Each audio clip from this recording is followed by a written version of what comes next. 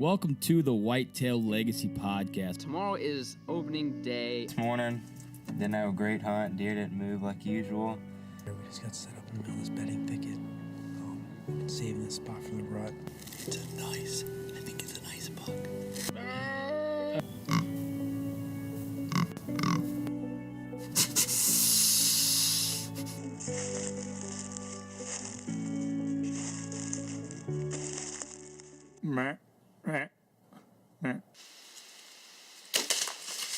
Boom! Hits a 170. That was money. I have to get you down right over there, 10 yards. Whitetail Legacy Podcast, bringing you back to the hunt and leaving a legacy. Baller rut. Whitetail Legacy Podcast coming at you. Little different voice coming at you off the intro.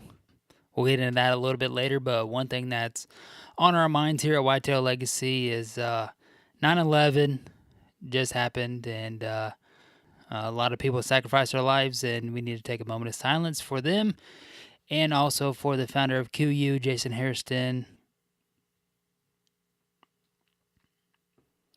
All right, here, moving on. That's one thing that's very important to us. You know, we do the VIP shout out every week. A lot of innocent people were lost in 9/11.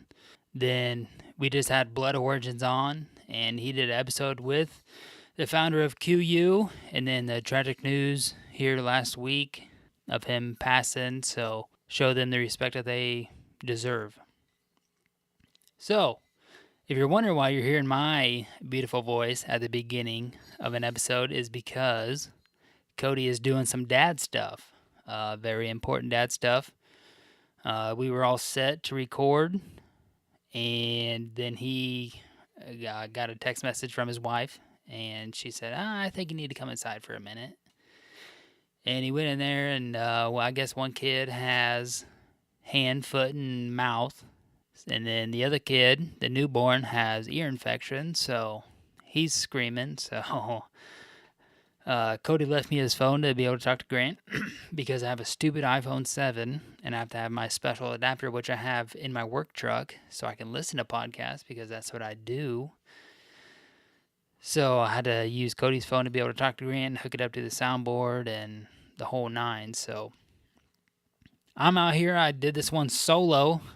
I'm kind of proud of myself. I think Cody was a little nervous by the way he left the studio, which I don't blame him. So, getting right into our partners here, ECW calls, guys, gotta get on the orders.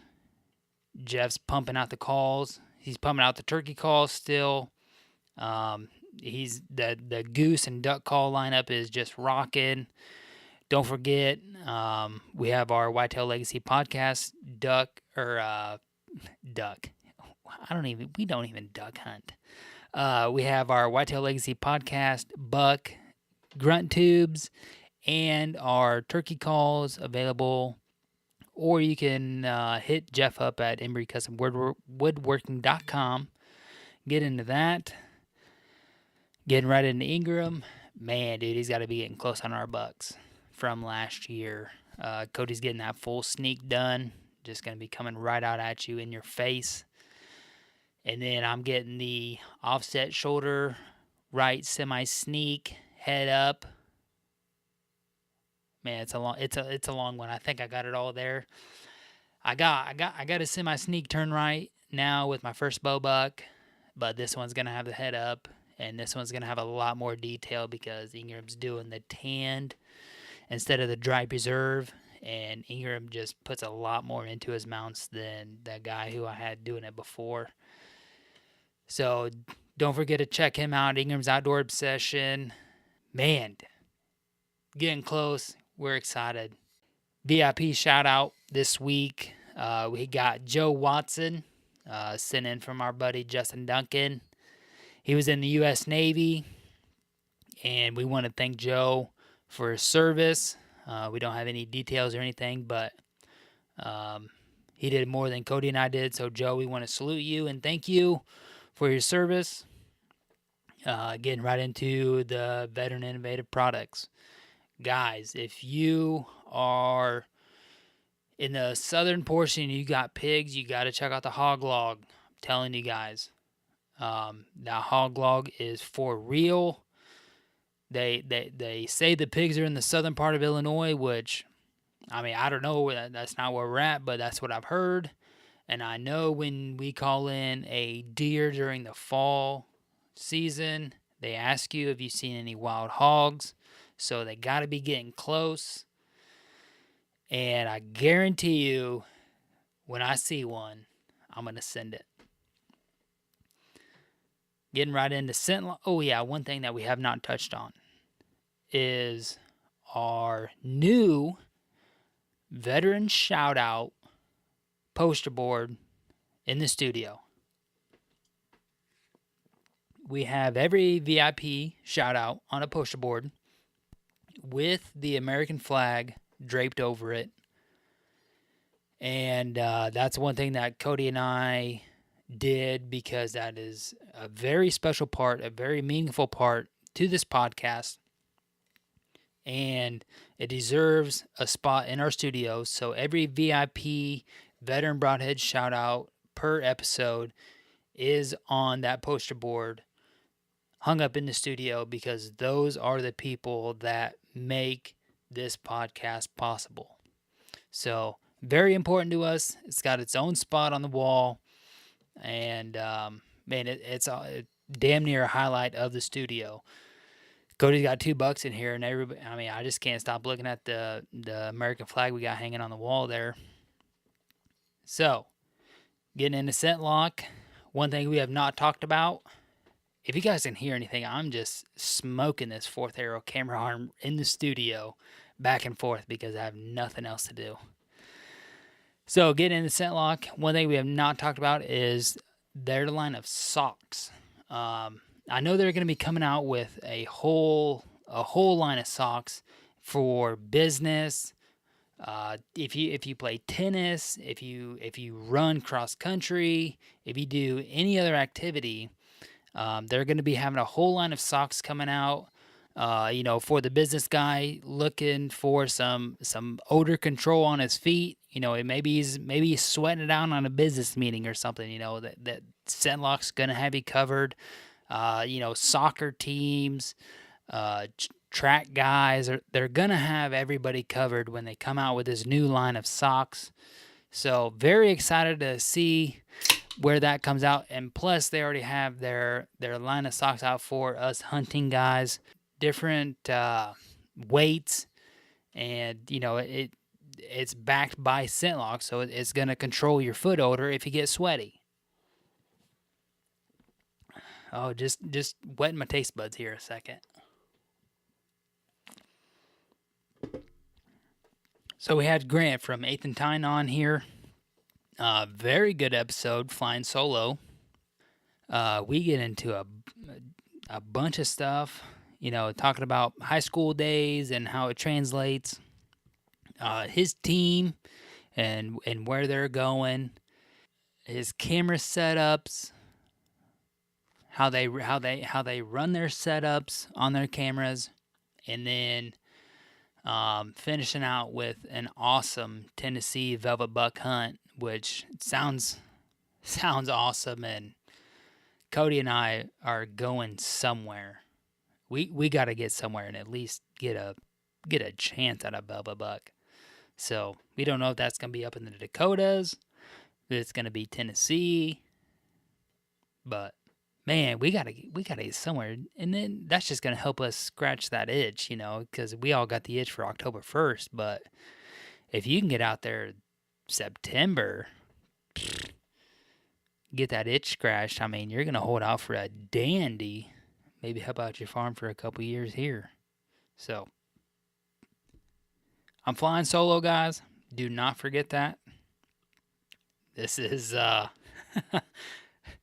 it's a little bit harder than it sounds. So, I hope you guys enjoy. We cover a lot of stuff. Be sure to follow them on Facebook and Instagram. This team's really going to have it rocking. He said he sent off his film to get it edited. They're going to be putting it out. I'm telling you, you're gonna want to watch it when he starts talking about it. Their film and setup. So be sure you guys follow them on both platforms. And we can't thank you guys enough for listening. So we're gonna get right into it. And now joining us on the phone, we got Grant Burnett from 8th and Tine. How you doing tonight, man? I'm doing just fine. How are you, homie? Man, I'm doing awesome. I tell Cody all the time, the hardest thing with podcasting is scheduling, and that really come to the forefront of trying to get this one knotted down. Oh yeah, dude, it's been back and forth with me and you. I think the first time that we wanted to meet up, I was on vacation, and just the overall timing didn't work out. And then we've had Tennessee deer season open up and Kentucky deer season open up, so we've been running around like crazy, and just one of those things, man. Hunting in life.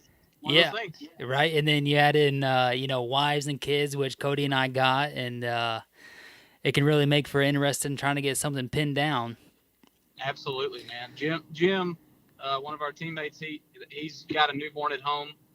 Sterling's only a few months old, so we're all learning, via Jim, how to balance hunting and your wife and your baby and your job, and it's a process, man. Right. The last couple of years and this year I've been taking 2 weeks to hunt late October, early November for the rut, and then I was informed last night by my wife because next year I'll have basically a year-old and then a 3.5-year-old, and I was informed that I'm not gonna be able to hunt in 2 weeks. So I'm learning as well as everybody else. So y'all had a meeting. Yeah, we had a meeting, and it didn't quite fall my way. I understand. We all have those meetings, so I understand, man. Right. Well, man, let's just get right into it here. You got 8th and Tine. You guys are up and off the ground. Yeah. Let's talk a little bit about that. Okay.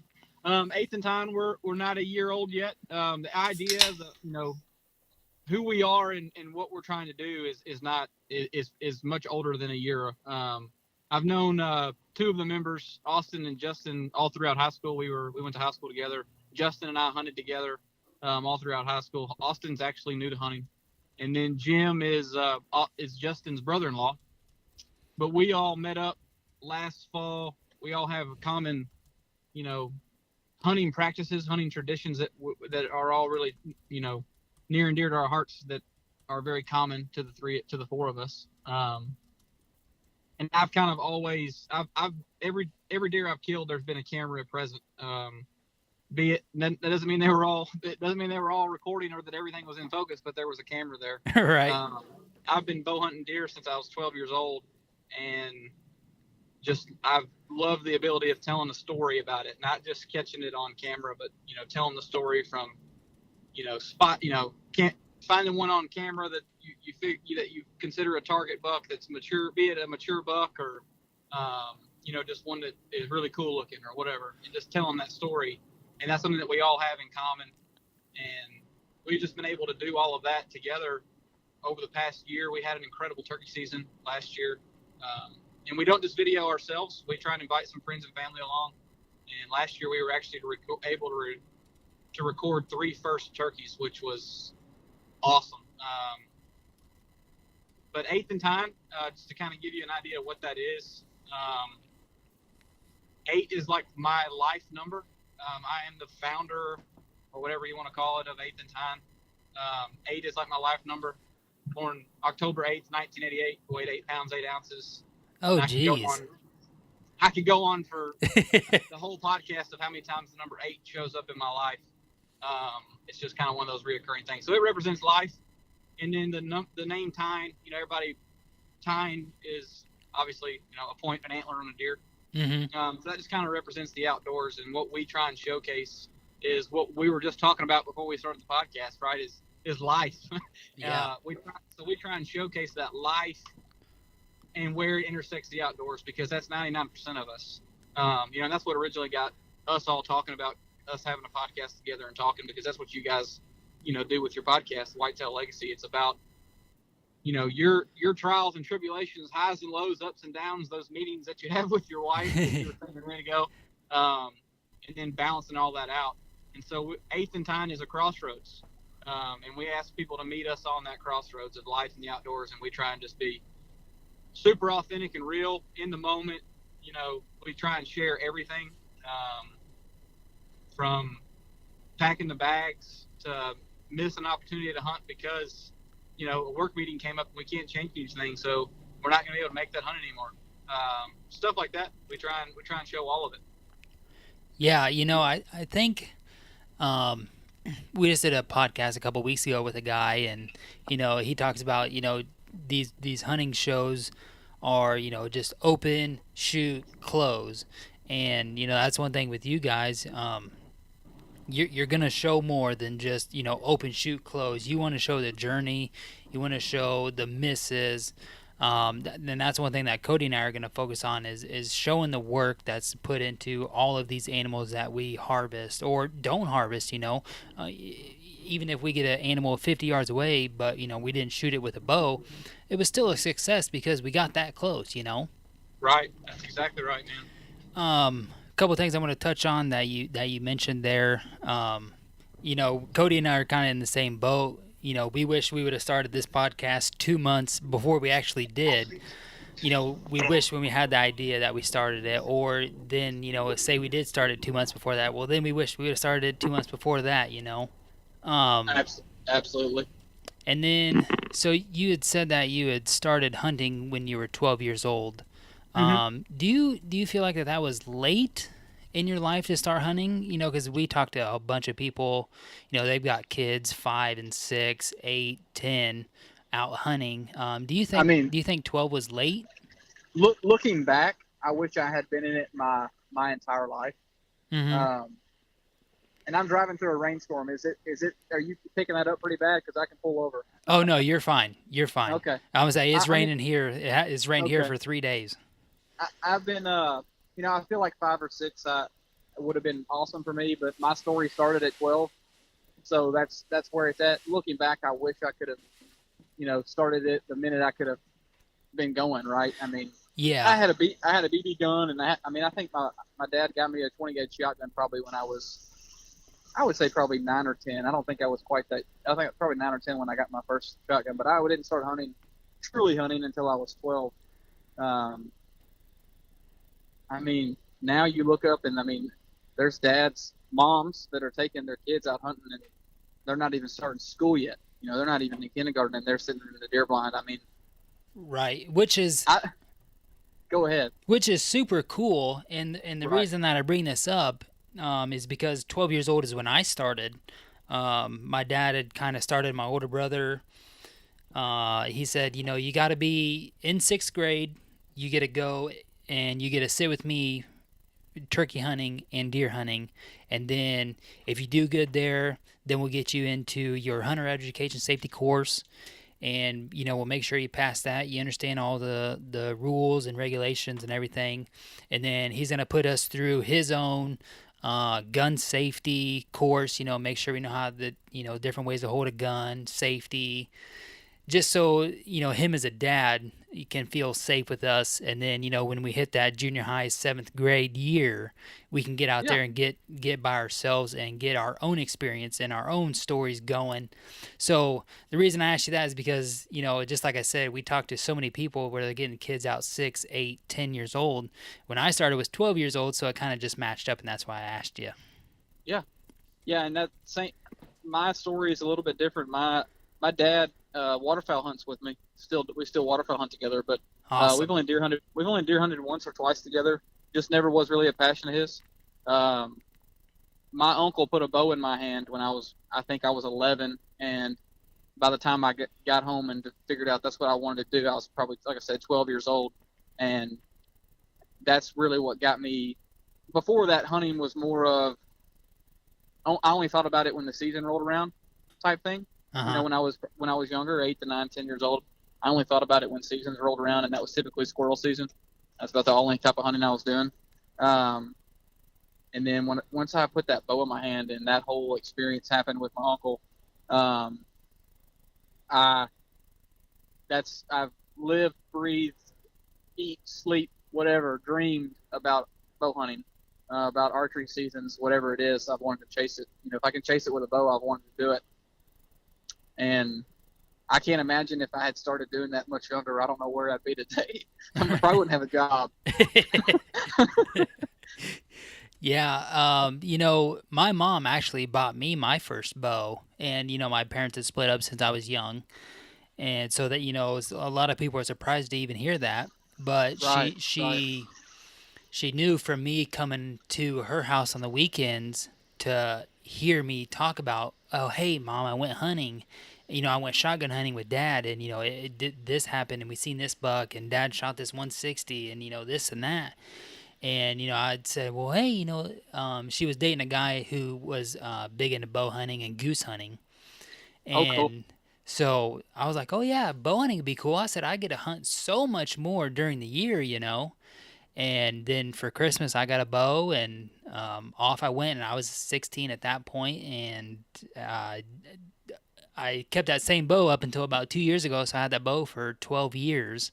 I was just going to ask you, do you still have your original bow? I still have my first bow. I still kept it. I'm in the process of converting it over to be my bow fishing rig. Oh, cool, man. That's a great idea. Mine just hangs up and is kind of a talking piece at this point. Right. I'm scared to pull it back now. I've had it hanging up for so long. Right. So I've wanted a Hoyt for forever, since I was, 12 or 13.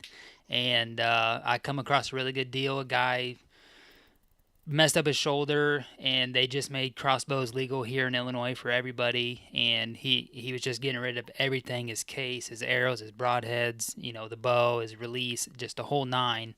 And I couldn't pass it up.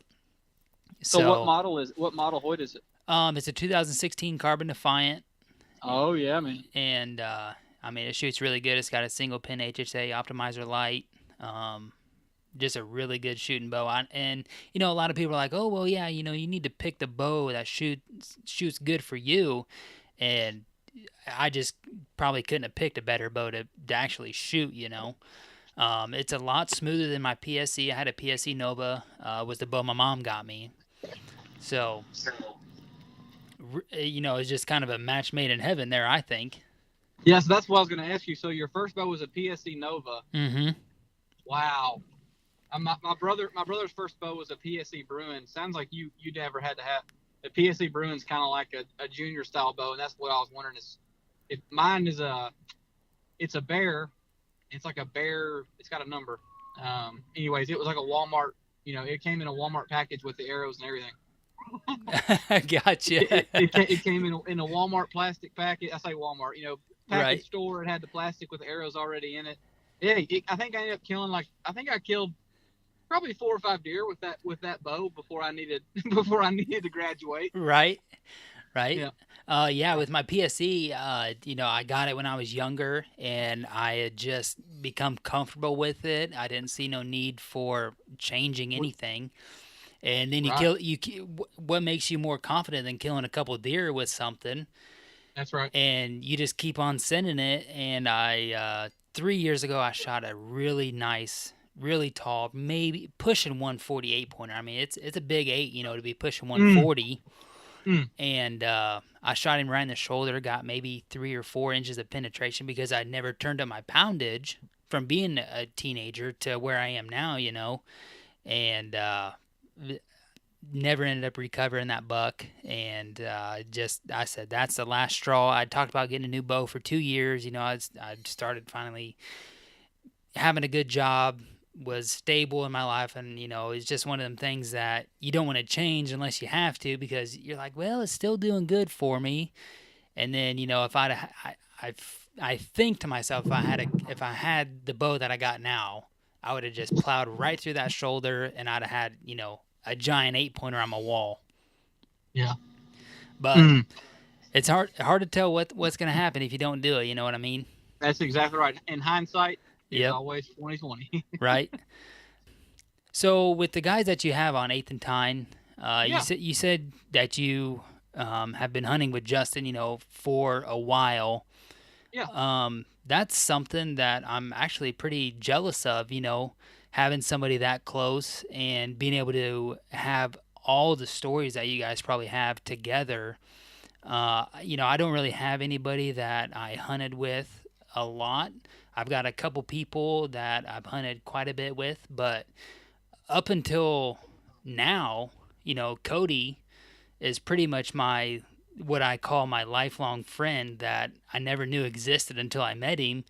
Right. And, I wish I would have met him 14 years ago when I started hunting, because our friendship, and I guarantee all our hunting stories would just be that much better because we enjoy the same amount. Right. So I think that's really cool that you're able to do something on the level that you guys are at with somebody that you've been hunting with for so long. And Justin, I mean, when Justin and I finally, became friends, when you go to high school, and I played sports all throughout high school. Justin, I think by high school he had quit playing sports. He played sports in middle school. We knew each other in middle school, but we became friends in high school. I think by high school he had quit most sports, and the reason why is Justin, he is a superior woodsman. I mean, we talk about it as a team, as a company, or whatever you want to call us. He's an incredible hunter, and it was his love for the outdoors. He quit a lot of sports in high school, and really, my hunting, it didn't die down in high school, but I mean, I wasn't doing as much, mainly, well, for two reasons. I was a 3-sport athlete, and I chased girls too often, right? Right. So those things in of itself, but he kind of kept that alive in me. He was always texting or calling, or if we would go to a party, Justin was, if we were hanging out with anybody or whatever, Justin was talking about hunting while other people were talking about, the last football game, or, right, good looking cheerleader or whatever. Justin was like, somebody's talking about the good looking blonde, and Justin's talking about, the 150-inch 8-point 10-point he got on camera at so-and-so's farm. So he kept me hunting throughout high school, just kind of trying to keep up with what he was doing. And then he went to the University of Auburn. I went to the University of Tennessee. So that's a long ways off. Right. So we met up a few times here and there between then and then. We had both been out of school for several years, kind of getting our careers underneath us. And then we just kind of, like I said, this actually all started with me in Austin. And then I as soon as I said, hey, we need to do something we need to make this work. This is something that we all have a passion for.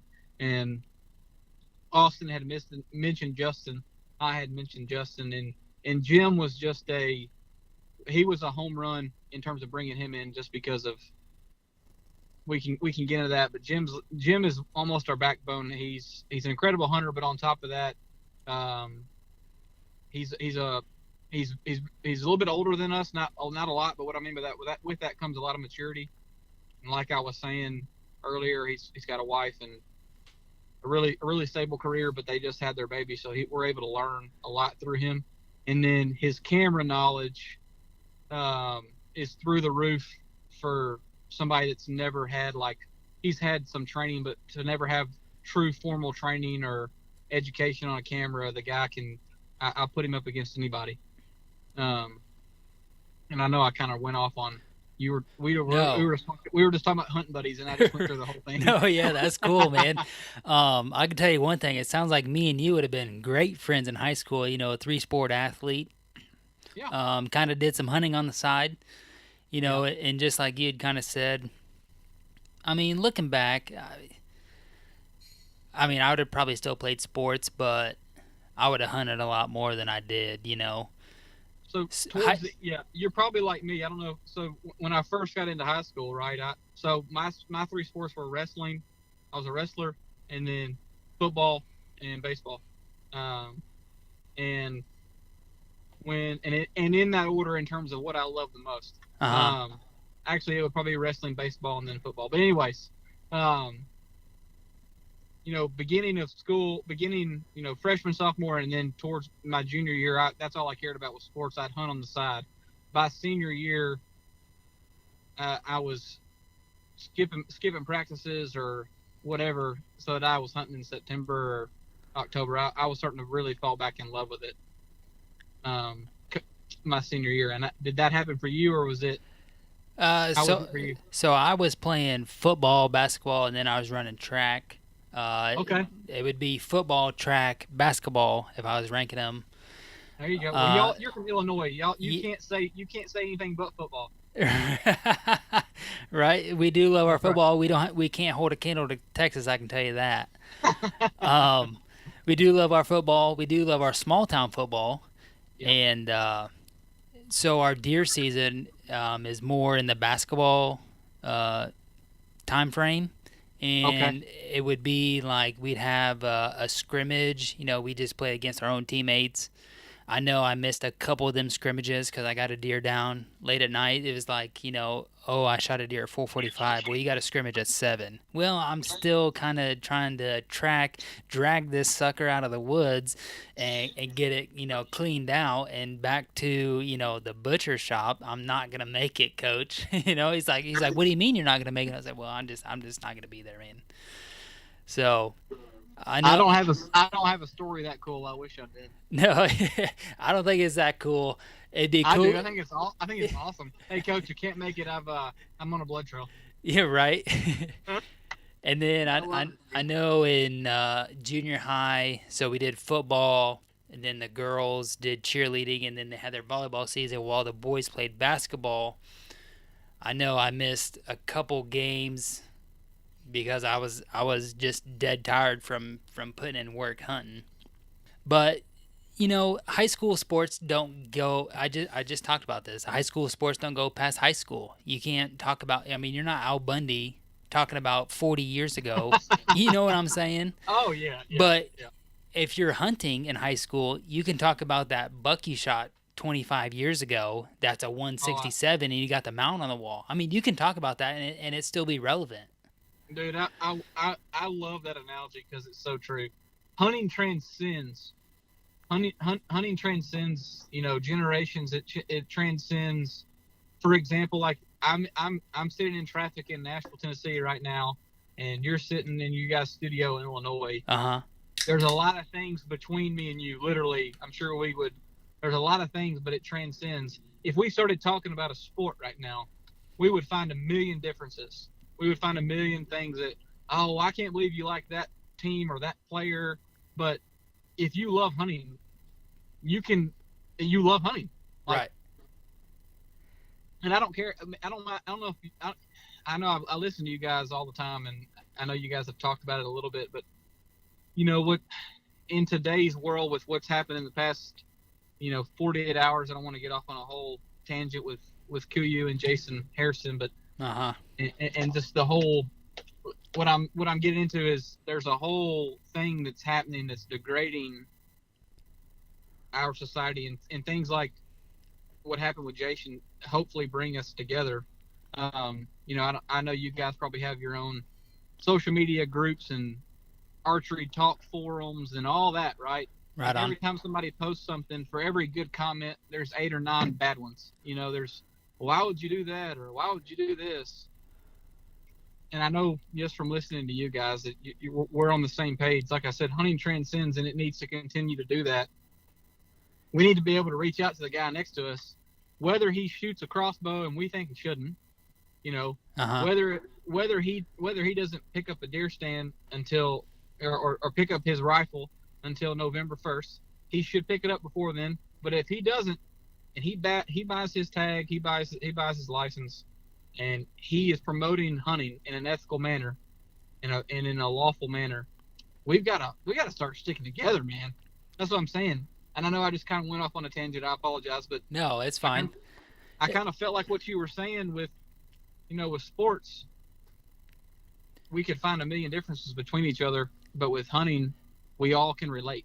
And like what you were saying with hunting and high school, it's not cool to talk about that touchdown you scored, and you could have gone pro if you hadn't hurt your shoulder. Yeah. Or whatever. Right. And right. I actually took a woodworking class my senior year of high school, and we had to do a final project, and we had like 10 or 12 weeks to work on it, and I was like, man, I don't know what to build. I mean, we already have an assignment to make an end table and this and that, and I was like, you know what?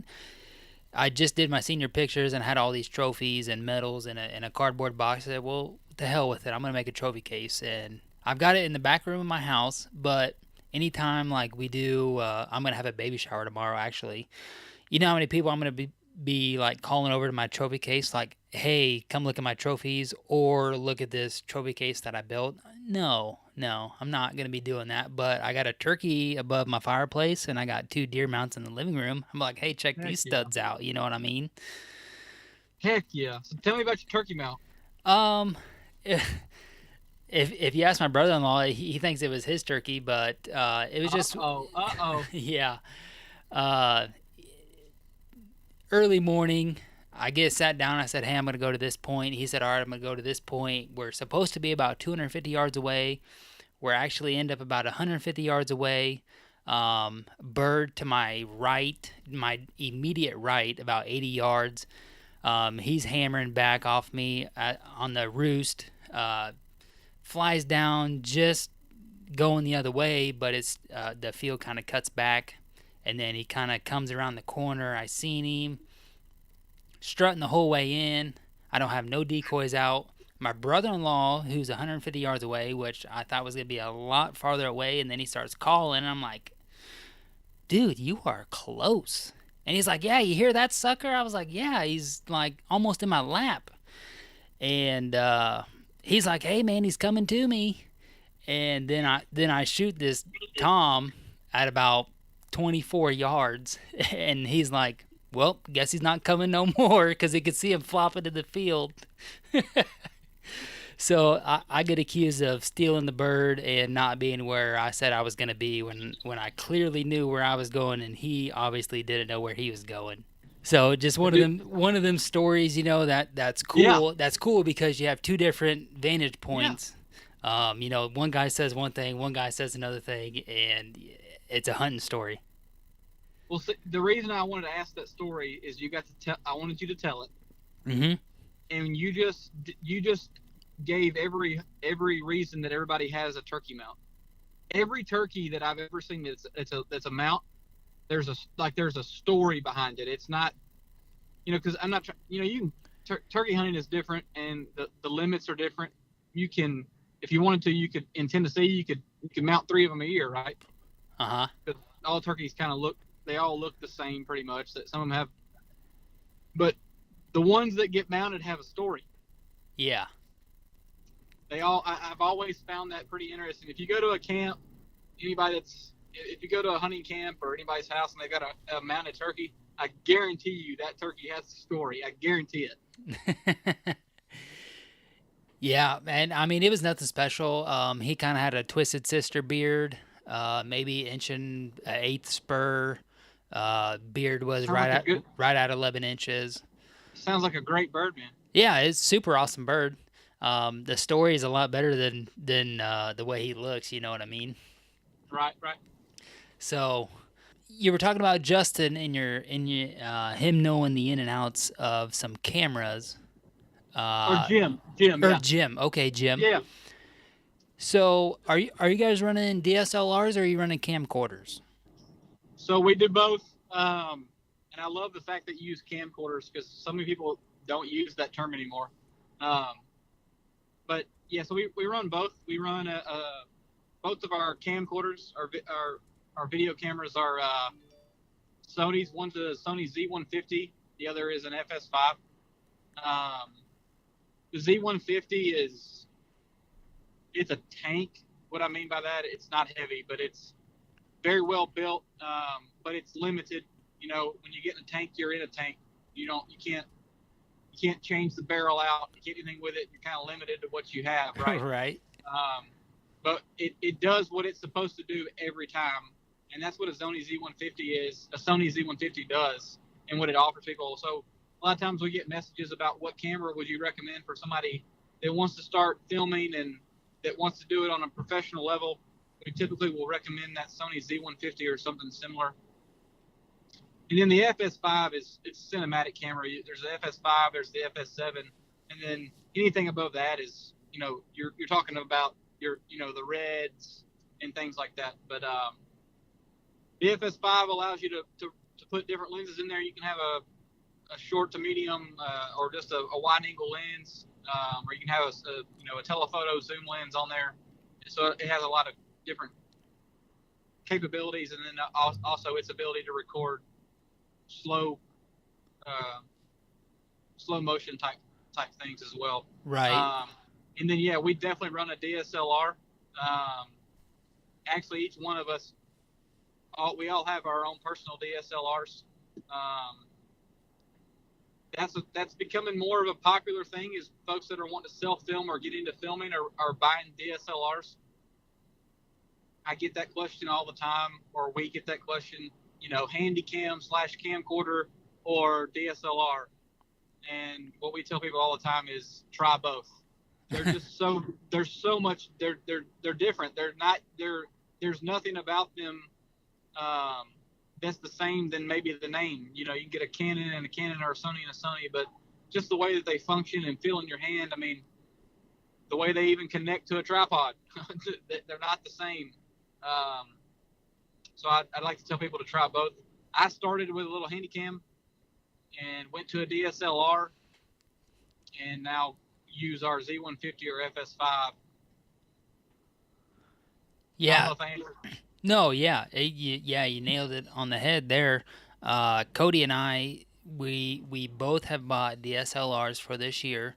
And that's because we follow a hunting team, and that's what they use, and they use that exclusively.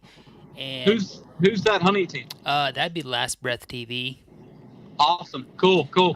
Yeah, if you haven't watched any of their film, you should definitely check that out. So I am very familiar with their stuff, man. Yes, they are. Their quality is just lights out. So big shout out to them. And Cody and I filmed last year, just kind of toying around.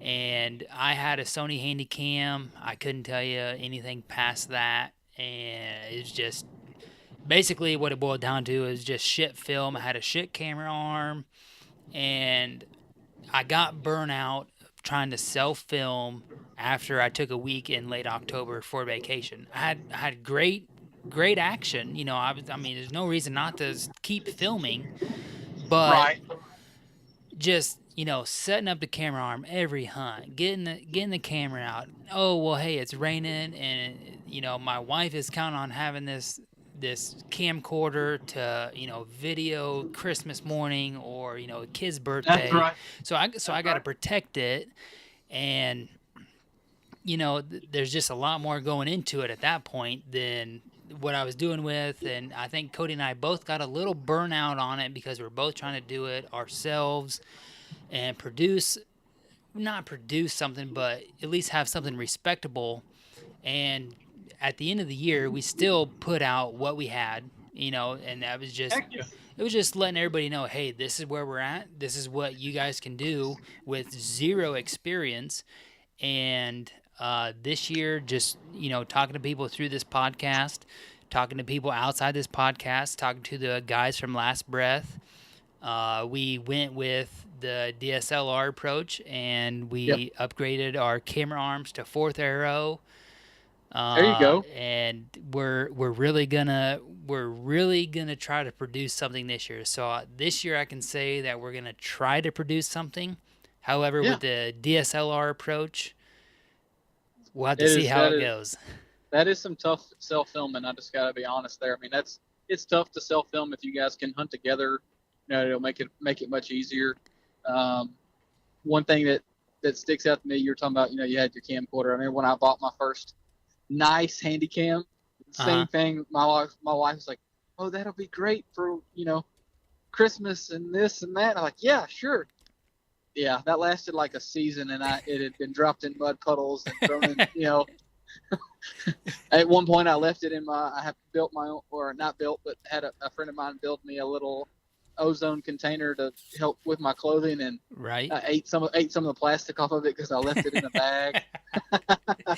So I know what you're saying, man. I mean, it's just one of those things. But when you get back to the DSLRs, what's great about those, and if I had to pick one, that's what I tell people: if you're putting a gun to my head and saying which one would you pick to take with you, if you only take one camera, I'm going to tell somebody to take a DSLR to self-film. Or to film in general. To film in general. Oh yeah, DSLR all day. You got the lens, like I was saying, interchangeable lenses. They've got you can put a mic system on them, a lav mic system if you want with a boom mic. If you get a cage and all those things, they're super lightweight, super lightweight.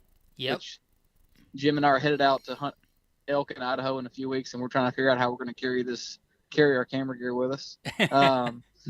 But you should go back to the late '90s and get the shoulder mount camcorder. That's right. Just put it right on the VHS. We're going to carry a bunch of tapes with us. And then, the DSLR is super lightweight. But the biggest thing about it is you can take those still photos, and still photos can tell a whole lot of a story. You know, there's the old saying, "A picture's worth 1,000 words." There are pictures that are better than video, and the DSLR allows you to get those. Did you see the latest when Tag and Bragg shot that velvet buck in North Dakota? Yes, sure did. Did you see that? Did you see the photo that they did under the night sky? I mean, holy smokes, dude! Yeah, and you're not catching that unless you have oh my lord, a good camera and some literally good glass, on good fire. glass with you. Yeah. I mean, we went to the Last Breath launch party. They do kind of a free deal here in town, and we're just lucky to be located right next to them. So, Cody and I are just sitting there, and then I think it was like maybe a week or two later, I had just made up my mind, and I started researching DSLRs, and Cody said he was just watching their videos from the previous season. He said he just messaged me that day. He said, "I'm getting a DSLR."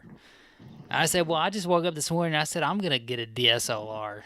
So we're kind of both on the same page at the same time, And their photos that they had a whole slideshow at the beginning of that thing, and we couldn't even fathom the amount of time, let alone to get the footage that they had. But the still pictures pictures, be able to edit them and put them out. I mean, there's two positives to the DSLRs. The one negative is, everything might not be in focus. Right.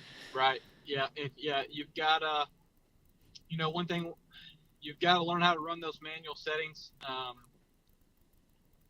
One thing I would recommend is teaching people how to use the peaking and the zebra stripes, and we can go through all those if your DSLR allows you to do that.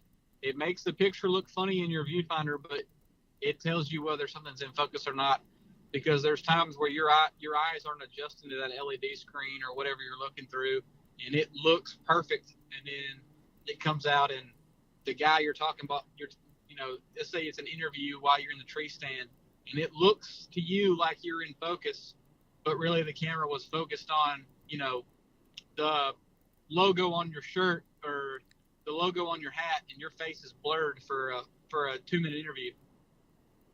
How much of that can you really use as video? The audio is probably great. Yeah. But you probably thought, oh man, I've done it. Dude, I just killed that interview. That was perfect. And then you go and you sit down and you look at the footage and you're like, oh man. Yeah, right. That was all out of focus. I shot a doe last year, and I had the handy cam with me, and I didn't even think about turning the viewfinder towards me so I could see what the hell was going on, Yeah. And I did the shot, or I did the interview post shot, like, hey, I just shot a doe, I got her running away, it looked like a good shot. And it just zoomed up right on my nose. That's all you could see in the viewfinder, just my nose. I was like, oh, man. The camera's still zoomed in on the deer, and you crank it around. Oh, man, right. I've been there. So, just going back to something that you said earlier about, the DSLR, it's tough to self-film with. Yes. Cody and I are getting to that point where we're going to put this I'm not sure if it's the podcast ahead of each other, or Whitetail Legacy ahead of each other, or just, what we want to do, our vision ahead of each other. But, one of us sacrificing to be the cameraman. We've talked about it multiple times, and we're getting there. I think after this year, because we both have basically got the last year warning on the pieces that we're gonna hunt. So I think we're just gonna go at it. Last year just kind of self film. I think Cody might have people that listen to the podcast. Cody might have the beer guy to self film for him. That's right. If I go to my piece, I'm pretty much gonna be solo. But next year, I think we're gonna hit up some public land, and then maybe the Booner Town piece that we have. So at that point, we'll be teaming up for sure, and we'll have some deer picked out, set aside. But this year, I think, even though we've talked about it, I think I don't know what we're gonna do, man. It's a hodgepodge. We've talked about it. Things change too, throughout a season. It's just so many things change. I mean, here. So, if I can interject. Yeah, go ahead. So one thing, there's of the four of us, we've all committed. I'm just gonna say it. We have a hell yes or hell no mentality. Okay, meaning when we ask a question to our group, it's either hell yes or hell no. Right. What I mean by that, we're either all in or we're all out, because we're too small to be wishy-washy. Exactly.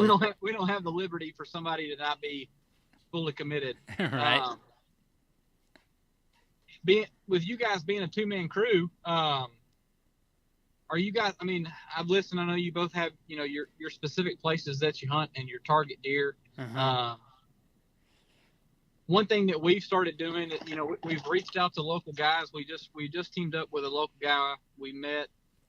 He's been incredible to work with. His name's RT Bailey. I guess I gotta drop his name because he's been awesome to work with, right? Yeah, go ahead and drop it, man. That's what we like to do. But we were working with RT. He's a young guy. He's still in college.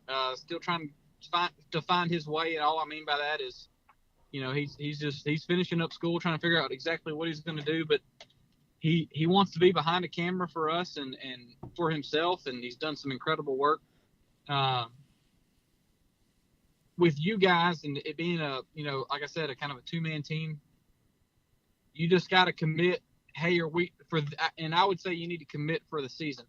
Are we going to video each other this year, or are we going to video ourselves?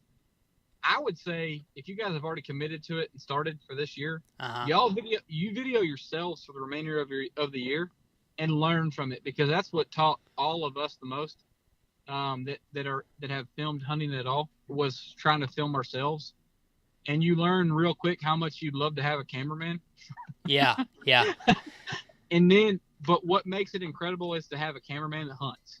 I mean, if you have a cameraman that hunts, you're lethal, because he knows when and how to move when deer are moving. You might get somebody in a deer stand that has no idea when and how to move.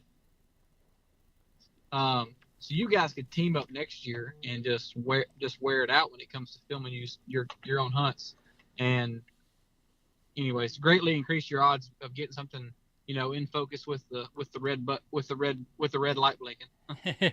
Right. I think we would be more apt to film together if we didn't have the last year deadline. Right. I mean, he's got a big buck he's chasing. It'd be nice for me to take one last buck off the place I've hunted since I was 12. I've hunted there 16 years. It'd just be cool to, get one last hoorah, you know what I mean? So that's kind of what I was, saying. And again, would be my advice to just about anybody because I've done the self-filming thing. That's what got me into what is do it a full season. You said you guys did it a lot last year. Mm-hmm. Do it a full season, and you guys compare notes and compare. Hey, man, I learned that if I, the camera manual said to do this when it was low light, but I learned if I did this for deer hunting, it was much better. Right. And you guys can bounce those ideas off of each other, and then by next season, you're each a pro behind the camera and in front of it, and then you're taking the world by storm, man. Yeah, and one thing that we've talked about is, all right, go in there, Cody said he's not going to do a tree interview, which I don't know what he's planning on, if he's doing it at the truck or if he's not doing it at all, or if we're going to do it here in the studio. I don't know kind of his plan. I'll let him talk for that. But I said, if we get a deer down that we want to make a story out of and make an episode, you're going to have to call and be like, all right, here, now, this is priority now because this is what has happened and this is what is guaranteed to be on film. You know what I mean? Right. So we're definitely at that point, like, hey, we're going to take 2-3 days, get some good still shots, get the B-roll, get everything going in, and you really make the story out of it, and, get the work that we put into it, taking it to the locker, doing just a bunch of stuff that nobody's really showing that we want to showcase because that's how we do things. Right. So speaking of how you do things, let's get into this Tennessee Velvet Buck that you just got. Okay. So like I was saying earlier, Austin and I went to high school together. He actually ended up joining the Army after high school.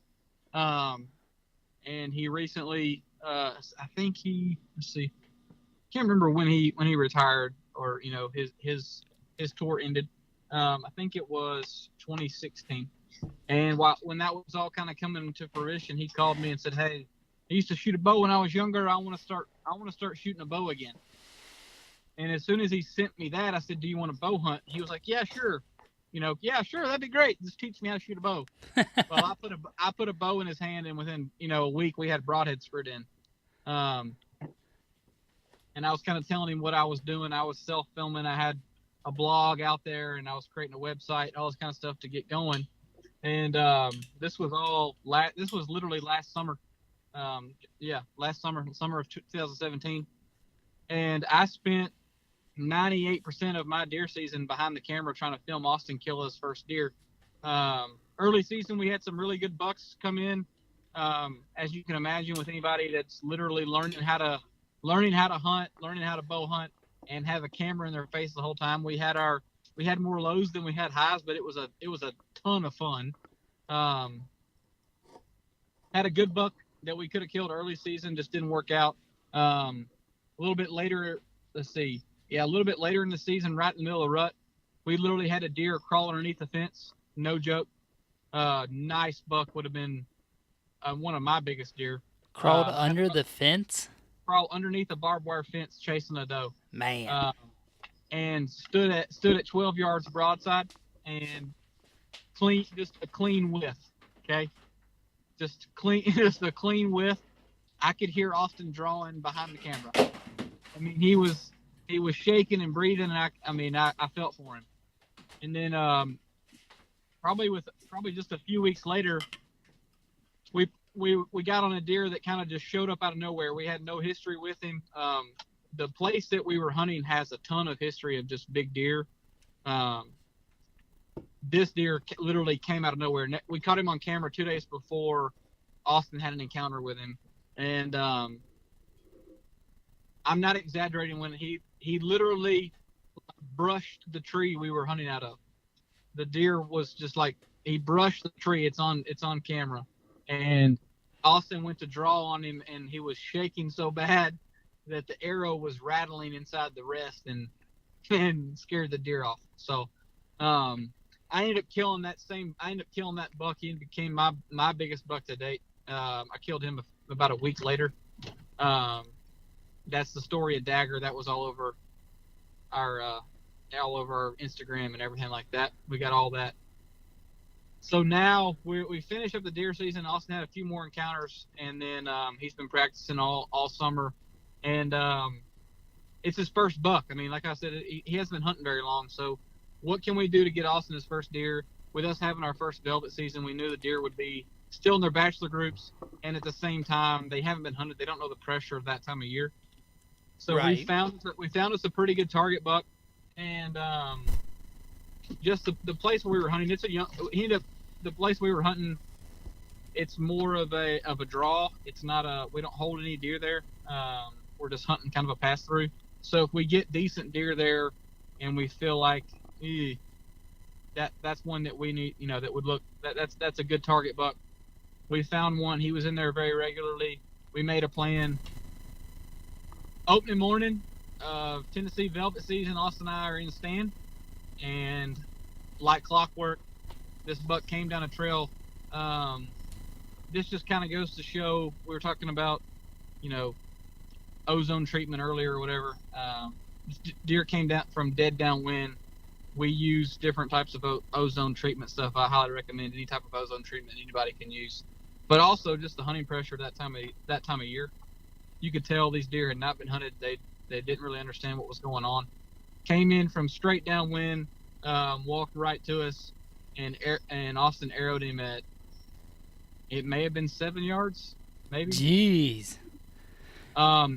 So I think it's the first time he's come to full draw on a deer. So it was quick, fast, in a hurry. These deer ran in on us. Like I said, it's kind of a pinch point and a draw through this little area. They ran in on us, and I was the cameraman. There's a little bit more to the story that we're going to release soon, so I don't want to tell all of it right this minute. Right. Okay. All right. But we he made the shot on the deer. We gave him a good hour before we got down. 15 minutes later, a coyote came through, and he smoked and stuck a coyote to the ground right there. We always love that. That's freaking awesome, right? Yes. Got down. He knew, which was great, being a young hunter. He knew right off the bat that it was a marginal hit. Which was, I thought that was pretty neat for a first-time hunter. I don't know if you've hunted with anybody that's like, oh yeah, I smoked him. And you get down and he's like, hey man, I don't feel too good about the shot, blah, blah, blah. We get down and it was high and back, but the exit wound was perfect. The entry was not where we would have wanted it, but the exit was pretty perfect. Tracked blood for about 100 to 150 yards and just dried up on us. I mean, not a drop. Actually, the last drop of blood that we found, we just got lucky and found it about 100 yards past where the blood really ended. So we had about a 300-yard blood trail, and it was really dried up on us. So we ended up calling a dog in, and that evening we recovered Austin's first buck. I haven't gotten any info back on the measurements on him. He's probably right at 120. Not 9 point. We put him right at 3.5 years old.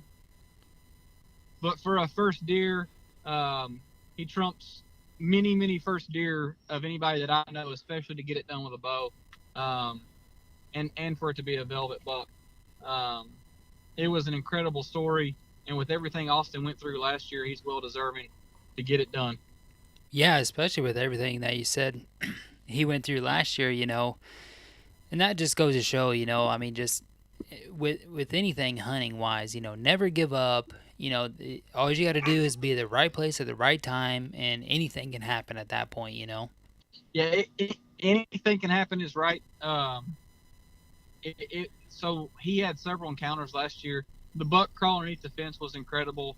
And to be honest, early in the season, we encountered about a 6.5-year-old 7 point that I was drooling at the bit for us to knock down, but it didn't work down. Nice gray face, old. I had a little bit of history with this deer, wide 7 point. Never thought I'd see him in a million years, and there he was.